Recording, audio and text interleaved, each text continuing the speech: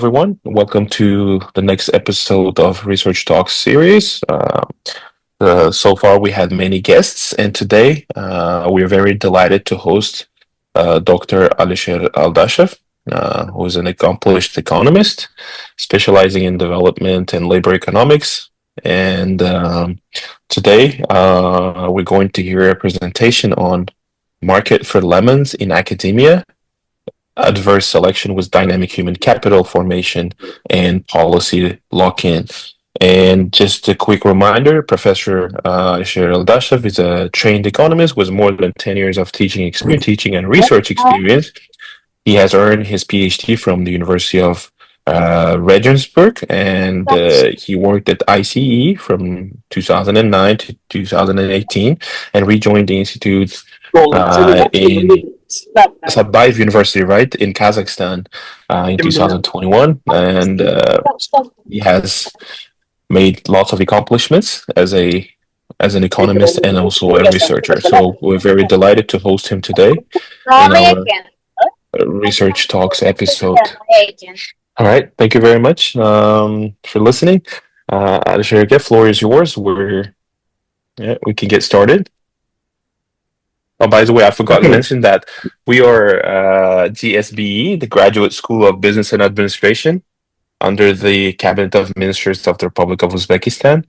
And we do offer graduate programs, MBA programs, and Master of Science programs, and as well as PhD programs in economics, management, and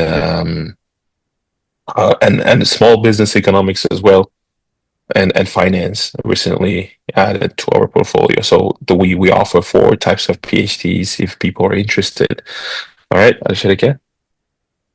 Okay, thank you very much for the kind introduction and giving the opportunity to share this work with the broader community. Because certainly, although the paper was based on my experience and of being part of the National Scientific Council in Kazakhstan, but I think the problem which I describe is more broad and certainly quite endemic to the developing world. And so I am pretty sure that the main implications of the model would also be more or less relevant to Uzbekistan as well.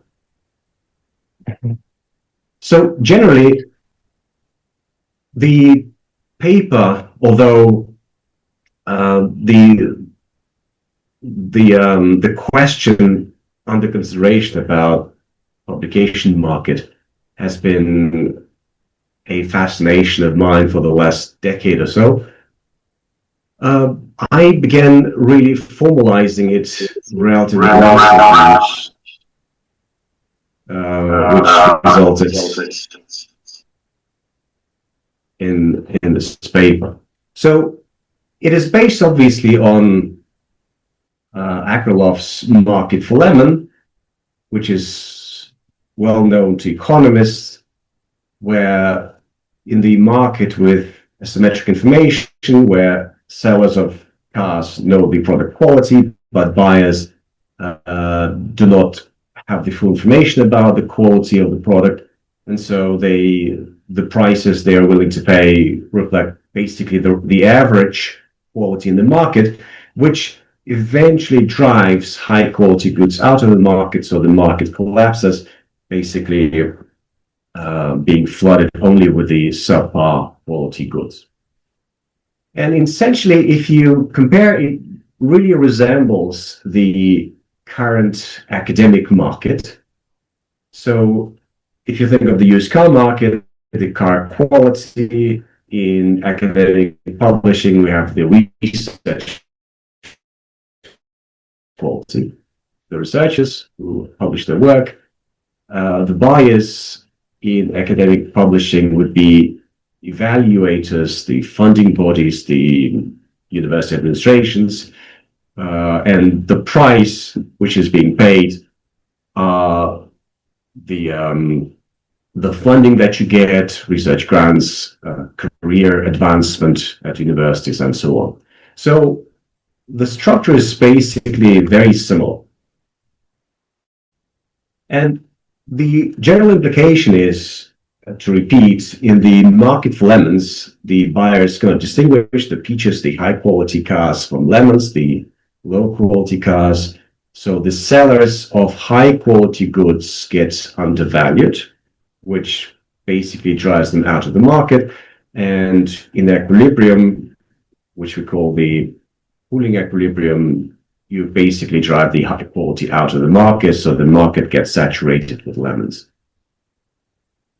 So if we take a look at the general trends recently, you have the explosion of academic publications worldwide, especially in the developing world. But this did not result a lot in improvement in research quality.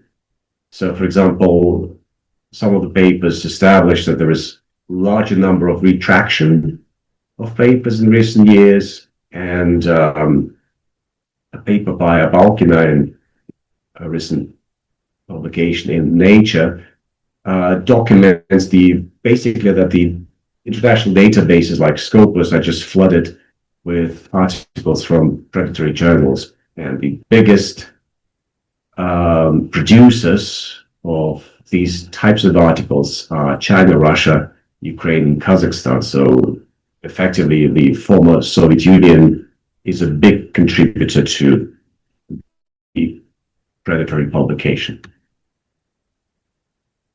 Now, I would like to give an example of Kazakhstan, and maybe you can draw some parallels with Uzbekistan's case, maybe not. But the idea we had that at some point there was the discussion in Parliament and the Ministry of Education to grant academic independence to higher educational institutions, which culminated in universities being allowed to grant or award their own PhD degrees. So previously we had this higher attestation committee, which existed since the Soviet times, which was then disbanded. So universities had full control to award PhD degrees. But then in 2011-12, in a kind of having the idea in mind to somehow bring more quality control, the ministry required that the PhD candidate was supposed to have a published paper, which is indexed in either Scopus or the Web of Science, to be admitted to the PhD defense. So probably fearing that without any kind of external controls, the university would simply just award PhD degree to anyone around. And so, given this quality control, up till now, the PhD candidate without a publication of a paper in Scopus or Web of Science cannot be admitted to a PhD defense. And then in later years, the ministry tightened the rules on research grants as well. So these days, there are yearly calls by the Ministry of Science to finance research projects, and one of the rules these days on grants is that having completed the project, in order to qualify and for the final report to be accepted by the ministry, you need to, or the project group must publish at least 2 papers indexed in Scopus, and one of them needs to have the percentile of 35 and above. And so, having these kind of metrics introduced, we're getting into this classic Goodhart's law, which says when a metric becomes a target, it ceases to be a good measure. So basically, when you introduce a certain quantifiable, measurable metric, which can be eventually gained, then it does not become a credible signal anymore. So what it has been documented there was the explosion of Scopus Index publications for Kazakhstan from 2013, which seems to be related to the changes in the ministry rules around 2011, 2012.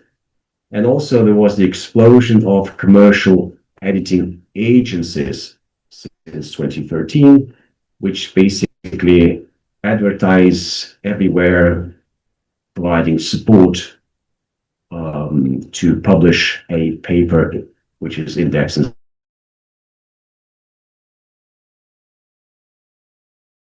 The high share of potentially predatory journals in Scopus for Kazakhstan and apparently for other developing countries as well. And I remember evidence seeing Uzbekistan being there as well. So the share of predatory publications is relatively high, so it's about 40%, high retraction rates. So what we really see empirically that there is quite significant problem of despite huge number of publications, the quality is lacking. A couple of examples from my experience from being the member of the National Scientific Council, where I had to evaluate the project reports as well. And, I also took a look at the published papers, which qualified officially as kind of ticking boxes for completion of the project.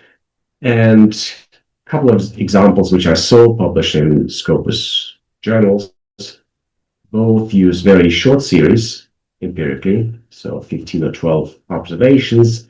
In the first one, the regression was on identifying factors affecting supply chains, but the problem was that the left-hand side variable was the average of 5 variables, 3 out of which also entered as the right-hand side variables. So basically you have a near identity structure, which also results in a very high R squared.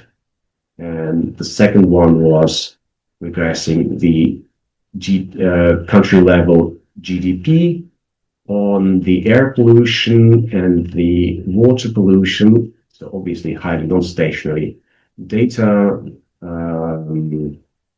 also potentially having reverse causality, very short series, and extremely high R squared. So everything would signal usually a red flag for an empirical economist, and yet these kind of papers get easily published. So the observation that I draw is basically we have formally valid signals. So we do have high number of Scopus level publications, but substantially, if you take a look, these are meaningless results. So what I do in this paper is I develop a theoretical model, and it's based on kind of 3 versions, or actually 2 strands of literature. One is on adverse selection. We have Akrolov on adverse selection and Spence on signaling, which is the solution to the adverse selection problem. And also the second strand of literature would be the human capital model.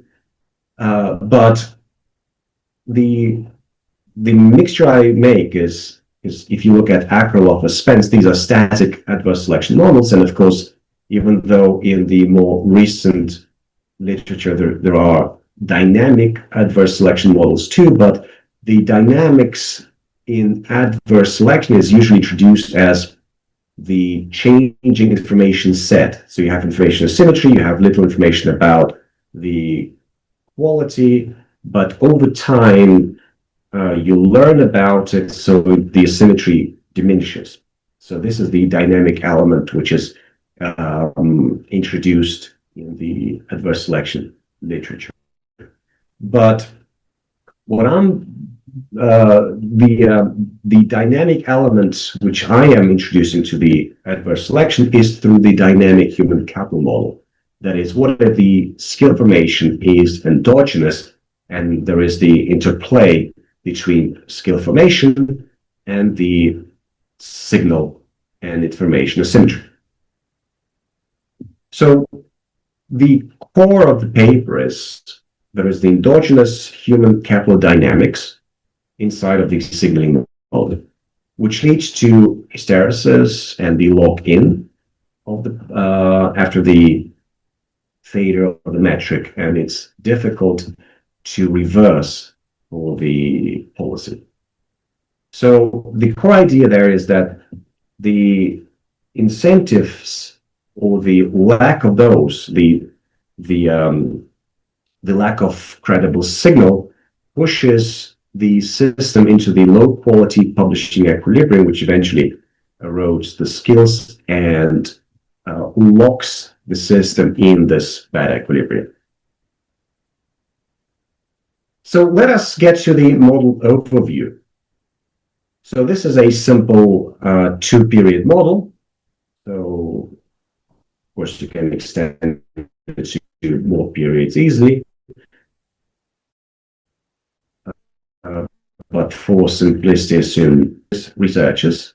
So there is some distribution of skills from 0 all the way to some maximum value. The researcher's objective is to publish. Okay, so they have a choice and they could publish only one paper per period. And they have two choices, either to publish in the rigorous journal, which I call R, or to publish in predatory. And the governing body, that is, whether it's the Ministry of Science providing grants, or whether it's the University Administration, which determines the promotion, they set publication payoffs. And I would also assume no discounting between the two periods, but again, this is not an essential assumption which can easily be extended. So now let's get to the ideas of publishing. So we have the rigorous and the predatory, and the difference between them, the rigorous journal has high scrutiny and high selection criteria, high refereeing standards, and so the publication in the rigorous journal is not guaranteed. Now, the chance of having your paper published depends on the skill of the researcher and the effort. So the more skillful researcher is, more likely it becomes for the researcher to publish. And of course, the more effort he puts into writing a paper, the higher will be also the likelihood of publication. Effort is costly, but for the predatory journals, there is no virtually scrutiny there. So the refereeing is usually pro forma, and so the acceptance probability is 1. And the level of effort is virtually 0. Okay. Now, of course, you can relax it slightly by saying it's not exactly 1 or not exactly 0, but of course, the main point is the acceptance probability is high because these kind of journals, they rely on article publication charge, so their profits depend on how many papers they publish, so they have every incentive to publish as many as they can. So the acceptance probability is close to 1. The effort is close to 0 because you don't need to, put much effort, pretty much from what the articles in the literature say, and also from anecdotal experience, which I observed, that even the ChatGPT written papers can be routinely accepted by those kind of journals. So these days with large language models, the effort is essentially 0. So now getting to the rigorous journal, the acceptance probability would be a simple linear function. So this is just for simplicity. Of course, you can extend it to have a sigmoid probability function, but the math becomes extremely complicated. Even with the linear function, the derivations are quite hard. But the main important point is the probability rises at a slower pace than the cost. So the main critical point here is that the effort or the cost function is highly convex. That is, with more effort, the cost rises very quickly, and probability of acceptance rises slower, which leads to existence of an optimum. So what is also important to see here is that the acceptance probability is the function of both effort and skill, and the cost is inversely related to the skill. That is, the more skillful researcher is, the less costly is the is publication. This is pretty much in line with the assumptions in Spencer's signaling model, where you have the high ability individuals and low ability individuals, and the requirement for the existence of the separation equilibrium is that the high ability individuals have lower cost of learning. So this is essentially the same thing. The higher skill, the easier it is for those researchers to write papers and publish. And now the highly important element of this paper is the human capital formation.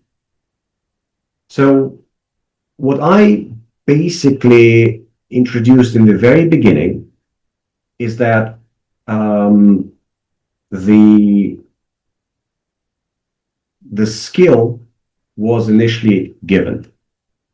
If I go back, the heterogeneous researchers' skill was given as a distribution. Now, this is the initial endowment of skills.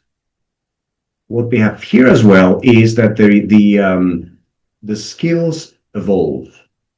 And if you take a look, the skill in period 2, S2, is the function of the initial skill in period 1, less of depreciation. So delta is the depreciation rate, and also depends on effort. So alpha E1 is basically the investment.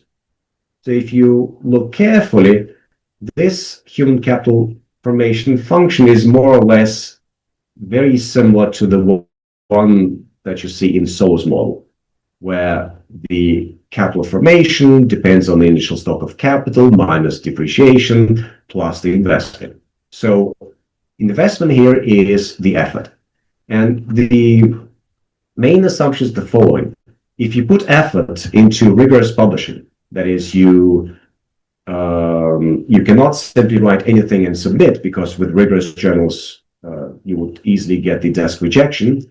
You have to put a lot of effort publishing, polishing the paper, trying out various different specifications, robustness checks. Then you engage in referee reports, need to do this extension, that extension, and rebuttals to the referee. So there's this kind of effort that is invested there is also increases the publication skills of the researchers. So high effort engagement builds the skill. Now, obviously, then if there is some depreciation, then if there is zero effort, then there is only erosion of this skill which is happening. So if you do the low scrutiny publishing in the predatory journals, then the effort is close to zero. That is, no investment into human capital is happening. So what happens is the skills degrade eventually, and as to the skills in the second period would be lower than the skills in the initial period. And that's the key mechanism. So just a little bit of equations there. The first equation is the expected utility due to rigorous publishing, which is the benefit from rigorous publishing in period one. So the first term is basically the expected return, which is VR is the payoff for publication in rigorous journal times the probability minus the cost. And then you get the expected return in the second period minus the cost in the second period. But publication in predatory journal is VP because there is no cost, probability is 1. And so because of no discounting, the total payoff to publishing in predatory is VP plus VP. Okay. Now let's get to the benchmark, that is the existence of a separating equilibrium. So suppose the governing body, let's say the Ministry of Science, that awards grants for research. Suppose it differentiates and values the rigorous publishing more than predatory. So VR is greater than VP. Now, if you then compare the return from rigorous publishing, then the utility from rigorous publishing increases with skill. Okay, so you see skill increases the benefits and skill reduces the cost. Okay. But utility from predatory is completely flat because publishing in predatory is independent of skill, independent of effort. And so because of this, there is now separating equilibrium. So the blue curve is the utility function from rigorous publishing, and the horizontal bar is utility from predatory publishing, and you see they intersect at the point S bar. Now, S bar is the separating skill level. As you can see, the researchers with a skill level below S bar have the utility from predatory being higher than utility from rigorous. So these researchers choose to publish in predatory. And researchers with a skill level above S bar, for them, the utility from rigorous is above the utility from predatory, so they choose to publish in rigorous journal. So we have clear separation. Some do the predatory publishing, some do the rigorous publishing. Now let's get to the situation of the metric failure, and that is the case of Kazakhstan today. So the governing body treats all journals equally. So for example, today for grant applications or PhD defense, something like Nature, which is a highly respected journal, would be treated equally as the journal called Sustainability, published by MDPI, because both are in the first quartile of Scopus.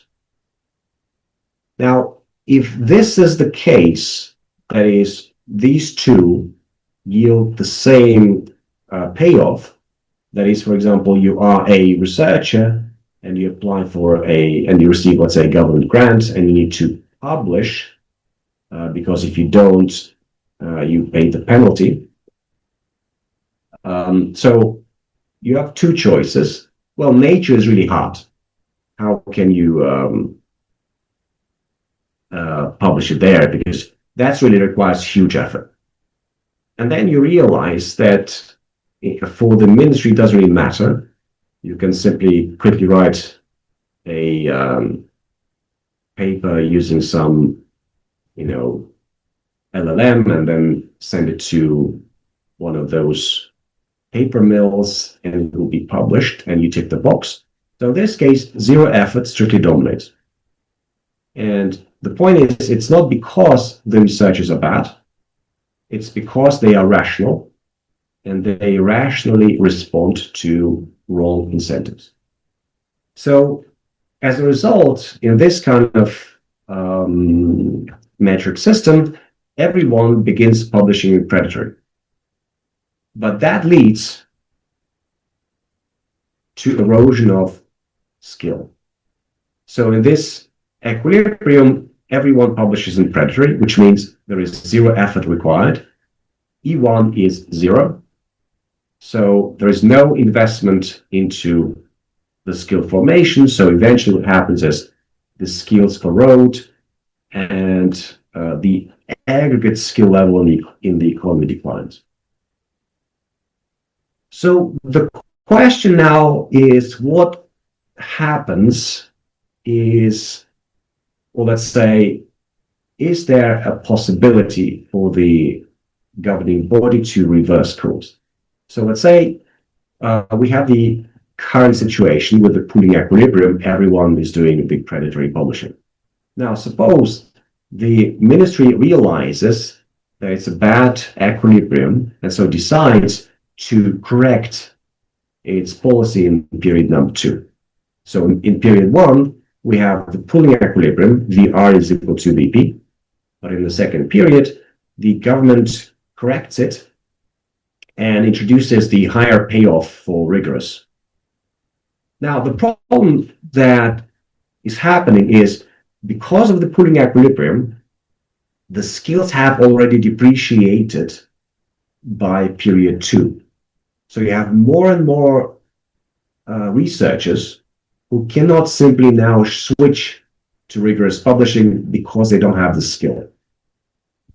And so this is what happens.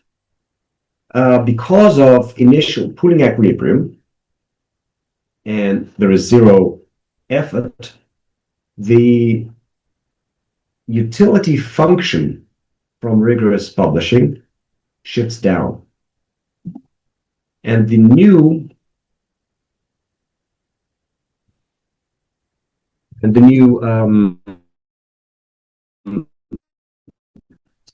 equilibrium, or the new intersection with the horizontal line, is now to the right of S bar.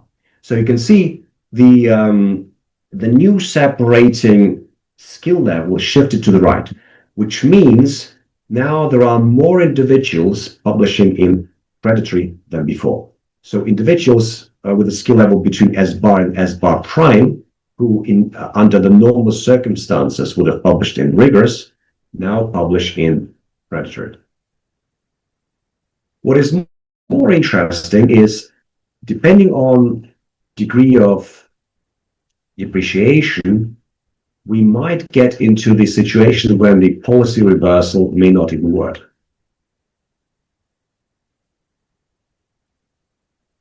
So the main point is the following, and just without getting too much into derivation details, is for the reversal, the payoff in the second period from rigorous, and this is this component, needs to be greater than the return from predatory.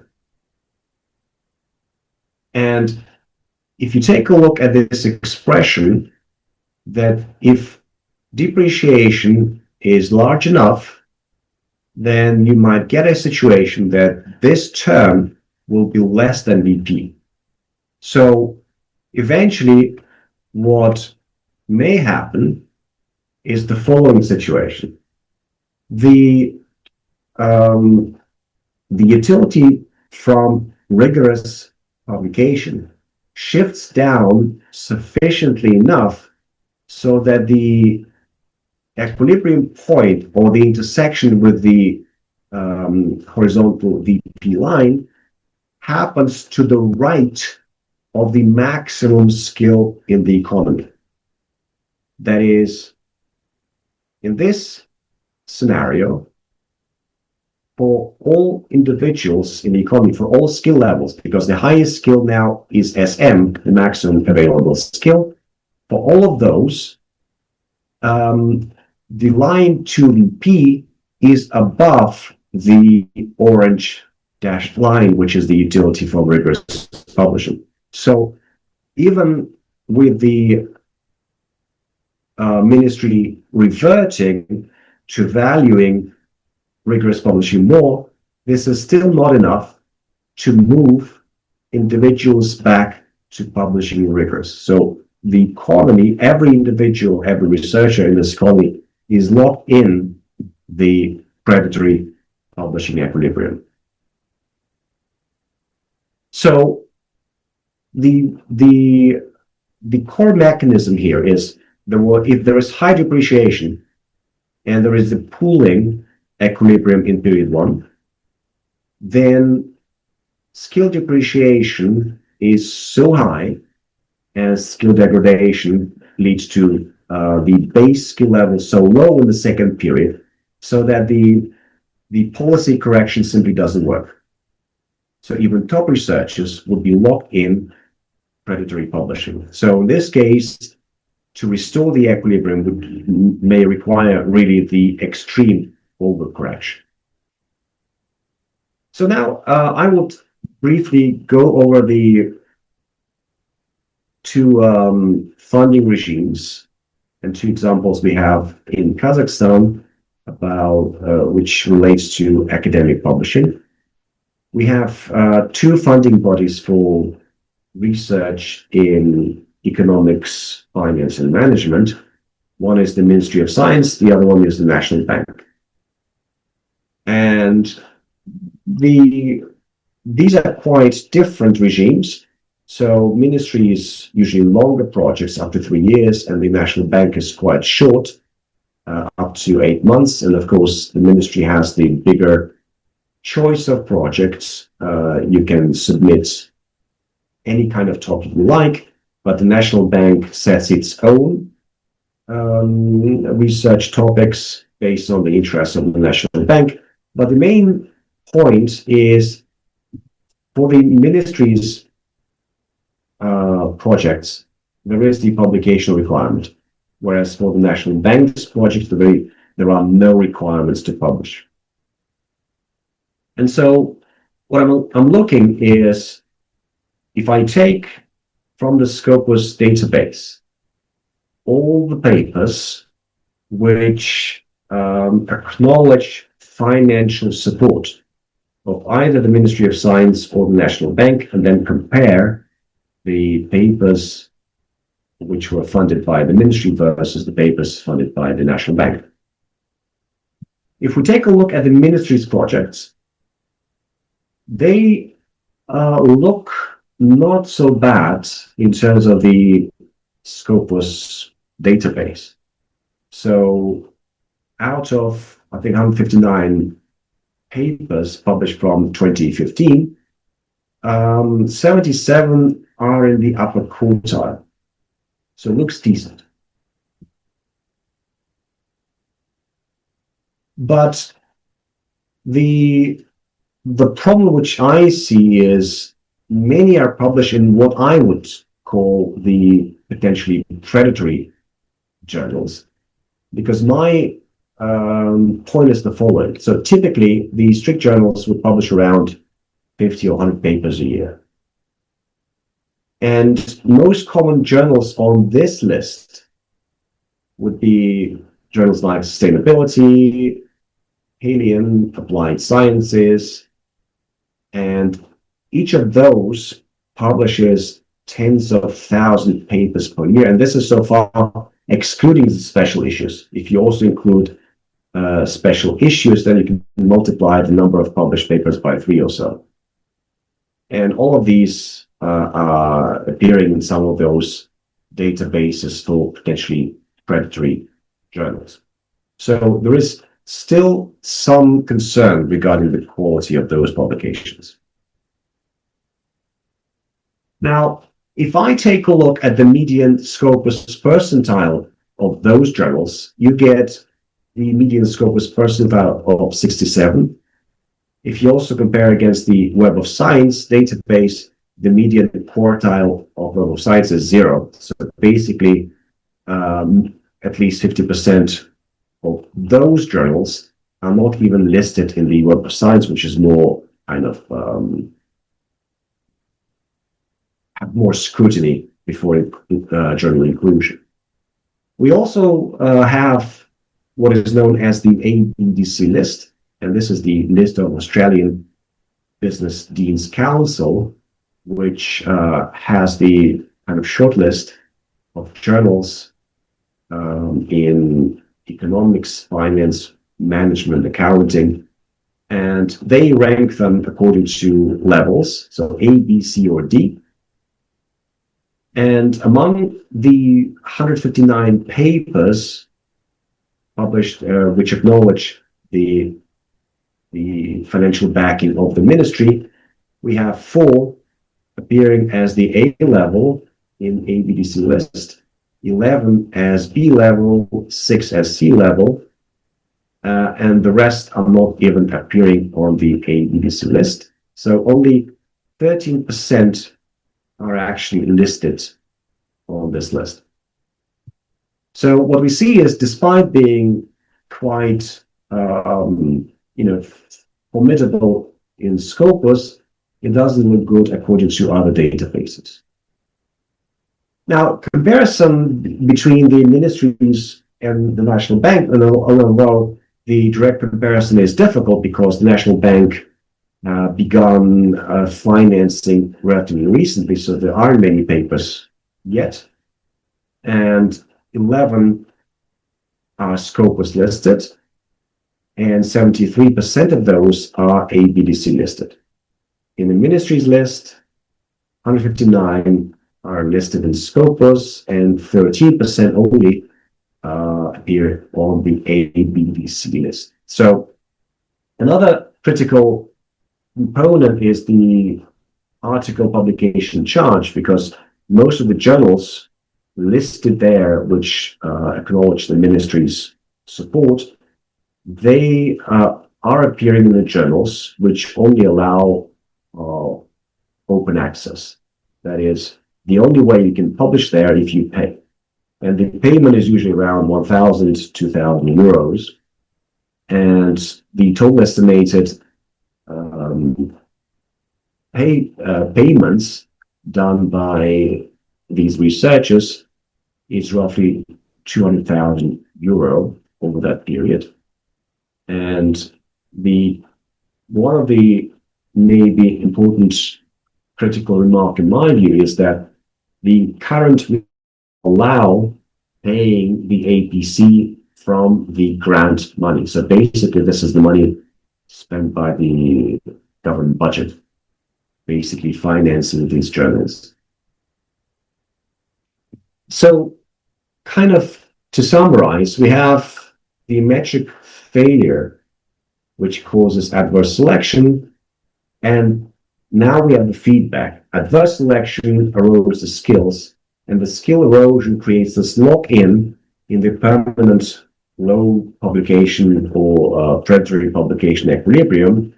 So these bad metrics are not neutral, they are actually destructive because they erode the human capital. So based on the theoretical model, a couple of implications are possible. So first of all, the current metric, any predatory journals remain in Scopus and having higher percentiles. So maybe you need to switch to some other metric.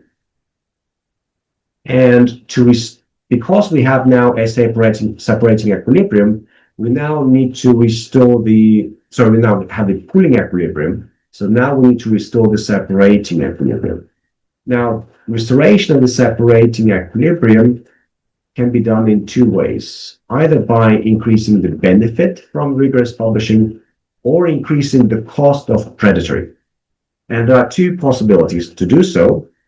You can, let's say, count only rigorous journals, for, let's say, grant applications or the PhD defense, thereby the benefits of predatory publishing goes down, and thus you may eventually restore the separating equilibrium.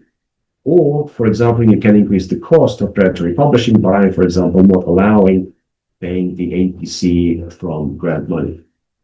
And another important point from the theory, especially if you extend to multiple periods, that delay is costly. The longer periods you wait before trying to restore the separating equilibrium, the more degradation of human capital happens. Because the longer you invest zero effort, the more and more depreciation of human capital is happening. So this is basically the takeaway, and I will stop now. May accept the questions. Thank you. Thank you very much, Professor Aldashev. It was a very interesting and at the same time very important topic that has been going around, like you have just mentioned, that it's not only in Kazakhstan, but it's mostly in developing countries, including Uzbekistan as well. That recently there was a report citing that I think over 20-30% of publications from Uzbekistan or from scholars from Uzbekistan, they were published in, predatory journals, basically. So, and it's the same thing for many other countries, especially developing ones, who actually promote or who actually use this broken sort of metric. And I do have some questions, if you allow me. First of all, at the beginning of the presentation, you touched on a topic of AI or using AI tools. So I wanted your perspective on using AI tools in academic research. How do you look at it from your own perspective? Well, from my own perspective, I use it a lot, to be frank, because AI is an excellent tool to edit your text. So you write a text for a journal. So instead of relying on somebody to read and correct some minor mistakes, or edit to have a nice style or smoother flow, AI can do that much better. So I obviously, when I write a paper, I would give it to basically to any of the AI models to polish. So that's what I definitely do.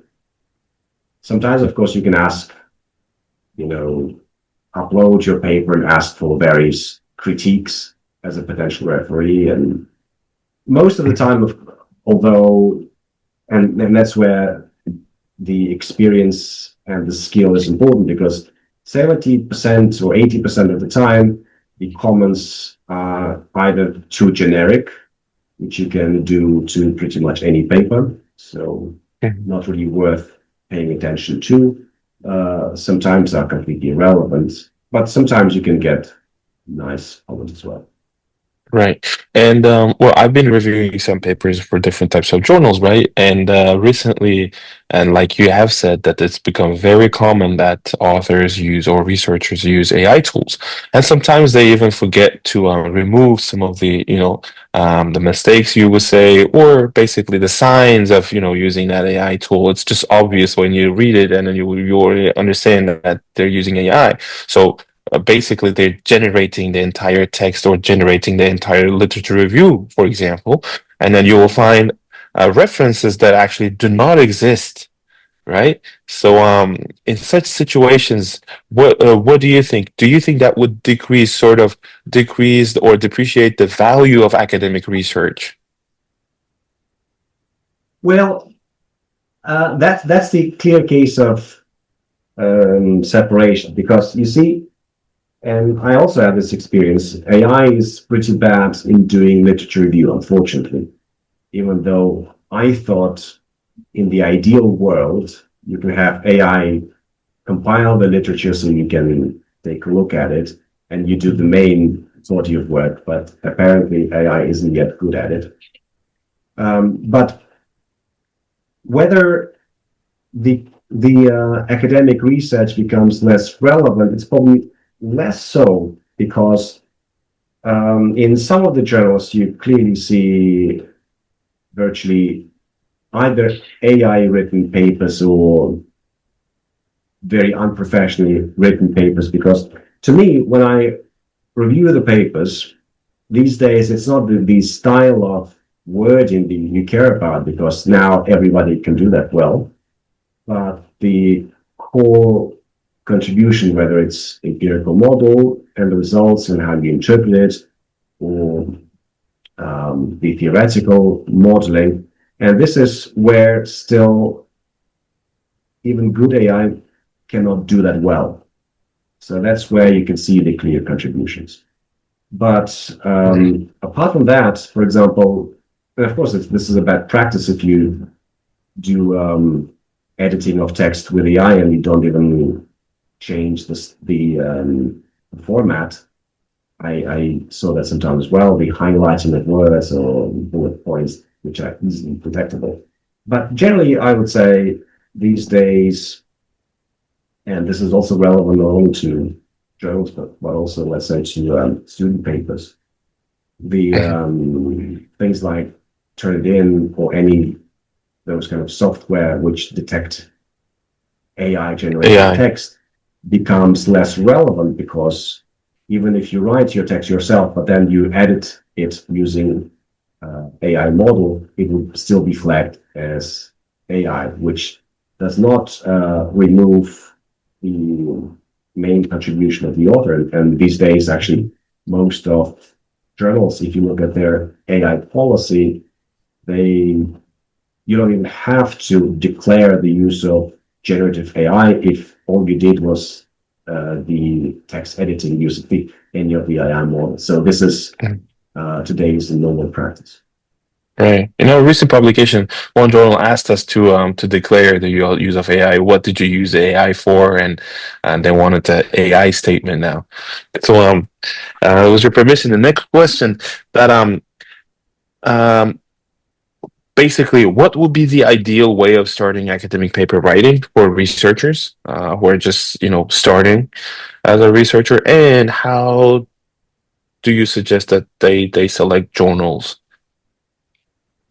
for their? That's a difficult question, because, to be frank, finding a right journal is a relatively difficult thing, even for us experienced researchers. So how you start is basically coming up with an interesting topic. And of course, for the younger researchers, the main difficulty would be, how would you know whether the topic you chose would be interesting or is publishable? So in that case, probably some help or advice from more experienced researchers would be necessary. But generally, the way it usually works is you either come up with a nice research idea, then trying to find data for it. Sometimes it can go the other way, and which is probably kind of more efficient track in our part of the world, because we can sometimes get some interesting and unique data sets on Central Asia. And then you look at the data, what kind of variables are there, how it was generated, and then you can think of what are potential questions that you might answer with it. Then you come up with several potential topics. Then you begin, making, say, Google search on those topics, finding relevant papers, read them. I think most of the time you just find 20, 30 papers. You don't have to read all of them. Just read the abstracts. If through the abstract you already see it's relevant, then you read the full paper. But sometimes by going through the abstract, you already see it's less relevant. Then you come up with maybe a list of 10 papers to relate to, and then you just take a look what additional knowledge you can bring. sometimes, of course, it doesn't have to be a major breakthrough. I think economics these days works on very incremental steps. So you can come up with the topic which is, in a way, was done elsewhere, but maybe unique for this part of the world, because unlike the natural sciences, where it doesn't matter, if you do this experiment in the US, China, or Central Asia, the physics behaves the same way. In any social science, it's different. The behavior of individuals depend a lot on institutions, and then the response to policies is completely different in China, Uzbekistan, Kazakhstan, Russia. So in that sense, we are both lucky and unlucky. Lucky is because we can do the same kind of analysis just on a different setting. Unlucky because our results are less generalizable, like in natural sciences. Right. Thank you very much for that thorough answer. Now, next question is that you touched on the topic about different government organizations, maybe the Ministry of Science or Ministry of Higher Education, or the National Bank or the Ministry of, let's say, Economy, basically funding different types of research, right? With the aim of promoting research. But it has like you said, what did you call it? I forgot. But so instead of promoting actually clean and rigorous research, all this has been doing is basically promoting predatory journal publications. How do you think governments should manage this? How do you think they can overcome this issue and at the same time encourage rigorous publishing? So the difficult situation is usually what the bureaucrats like is some kind of one-size-fits-all metric. So for that reason, they probably chose Scopus. Now, what I would, of course, prefer for them to realize that Scopus is relevant, because it simply, this is the noisy signal, whether you see a Scopus publication without getting more details about what kind of journal it is, it doesn't tell me anything. So I saw plenty of journals which are in upper quartiles of Scopus, which are completely junk. So I would want, of course, the ministry to abandon the anchoring to Scopus. The question is whether they would. It's a different thing altogether, because it will require basically some kind of political will. And there is this kind of self-perpetuating cycle we are all trapped in. And that is with this whole obsession with quantifying education, those kind of QS ranking and stuff. So if you think of every Ministry of Education, every university, they're all obsessed about climbing up the QS ranking, even though QS ranking is meaningless, just as Scopus is. And because of this, and one of the item in QS evaluation is publication activity, I think citations, things like that. And what they do is they rely on Scopus. So if, let's say, the universities, the ministries, set clear target to climb up the QS ranking, then it means they will not abandon Scopus. But that simply means we're going to be locked in this wrong equilibrium, which might work in favor of short-termism of bureaucrats, because they come for a couple of years, then they report, oh, we climbed during my reign a couple of steps in the ranking, but the long-term degradation is something nobody cares about. So I don't know whether we can be optimistic or not. So there's always hope, but the incentives are strongly aligned against us. Yeah, you just mentioned that period one and period two, like a T plus one. You said that as we go towards T plus one, there's it's more likely that the human capital in a country is going to degrade, right? How long do you think we can hold, or is the degradation already start at this point? Um, how long we don't know. So how Uh-huh. long will it take until it completely degrades? It's unclear. I mean, the signs are, if you just take a look at the um, the publications which exist today in this part of the world, the share of decent publication is so tiny that the degradation is already there. Mhm. And do you think ethics should be part of any PhD program or any master's program?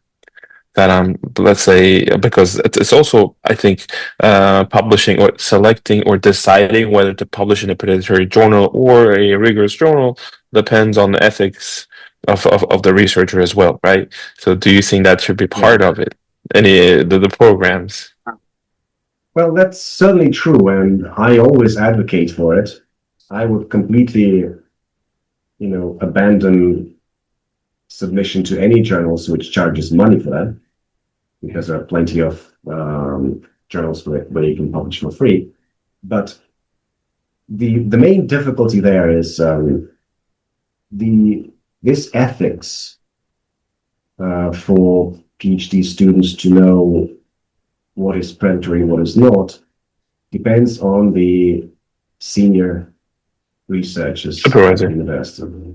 And given that the senior researchers are playing this game, I think it would be unfair for us to, demand something from the PhD students when we cannot make the senior people to play Mhm. the game ethically. The game equal rules.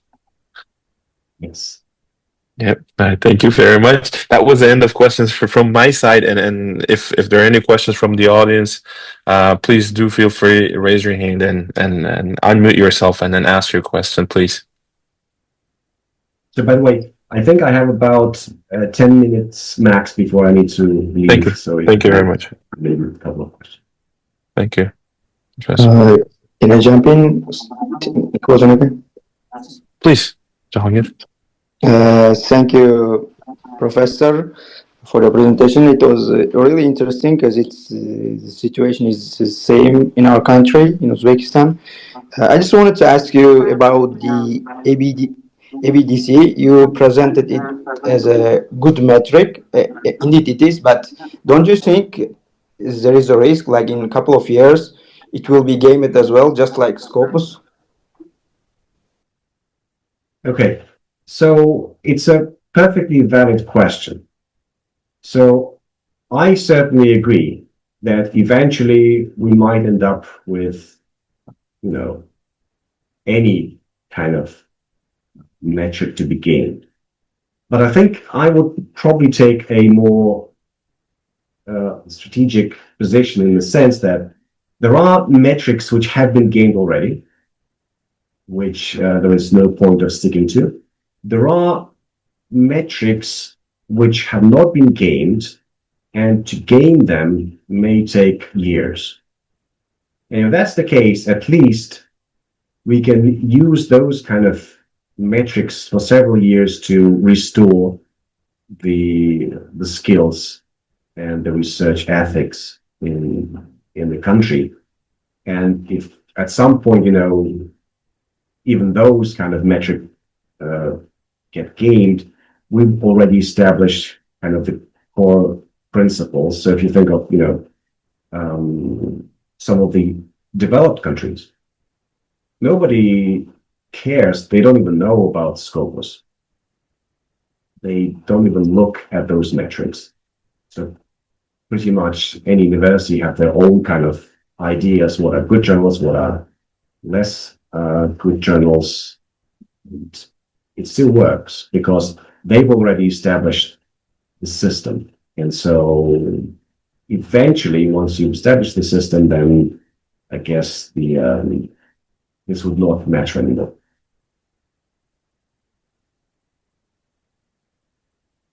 Okay, so Thank your you. main point is that we need to kind of restore the skills for now. Yes. Okay, And it will guys. work for several years, I think. Thank you very much for the question and for the answer as well. Do we have any other questions from the audience? Yeah, I have a question. May I give it? Please, please. Yeah, thank you for the presentation and for your time, Mr. Professor. I have one question, just interesting listening your thoughts about it, about the improving research quality. How do you think that, which one is more important and which is more matter that improving the research quality, reforming a publication criteria or the investing in research skills? How do you think? Well, I think these go hand in hand. So obviously, when you change the metric and you want people to publish in rigorous journals, you also need to invest in skills. So clearly, I see, for example, many of the young researchers, even senior researchers in Kazakhstan, but also generally in the region, not being familiar with the empirical methodology. So clearly, you see in most of the papers, they are really undergraduate student level. And so, yes, definitely need to invest in skills, but investing in skills without fixing the metric will also not work, because then, they would still, publish in predatory journals without putting any effort, and then whatever the investors get deteriorated anyway. Yeah, thank you for the answer. So you need to combine the two. Yeah. All right, thank you very much. And if we have any other questions, please, last question. If no, then we appreciate your time, Professor Alisher, and we look forward to having you again. But next time, we hope that we're going to have many more audience. It's been we took a break. I would say that since last year we've been on break for about 9 months, but we used to do this twice a month. So we used to have about over 40 people participating in our webinar series. But thank you very much, despite the fact that we did not have the required number of audience. You agreed to share your knowledge, and you agreed to share your research with us. Thank you so much, Professor, and we wish you good luck. Thank you. Thank you very much. Goodbye. Goodbye. Thank you.